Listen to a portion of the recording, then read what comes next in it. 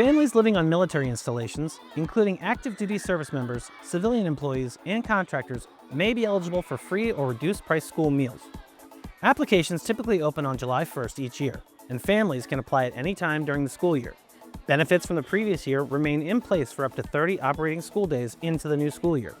After that period, if a new application has not been submitted or approved, families are responsible for meal costs. Applying is simple. Families can complete an application online or request a paper form from the school office or cafeteria manager. Income requirements vary slightly depending on employment status. For military families, basic pay, basic allowance for housing, and basic allowance for subsistence are generally counted as income. However, basic allowance for housing is excluded if the family lives in privatized housing and does not receive it directly. Certain additional pays, such as combat pay or family separation allowances, may also be excluded when they are in addition to regular income. The leave and earnings statement is typically used to verify this information. Civilian employees should report all wages and allowances and provide recent pay documentation.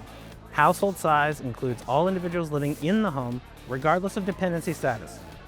Each year, some applications are selected for verification. Some families may be asked to provide income documentation. All information is kept confidential, and a child's meal status is not shared with teachers, staff, or other students. If required verification documents are not submitted by the deadline, eligibility may be lost and the student's status will revert to paid meals. Reduced price meals are currently capped at no more than 30 cents for breakfast and 40 cents for lunch, with charges applied to the student's meal account. Please note that meal prices are subject to change. Students approved for free meals receive breakfast and lunch at no cost. To avoid interruptions in benefits, families should keep contact information up to date, save copies of application materials, report major changes in income or housing, and bring their eligibility letter when transferring schools.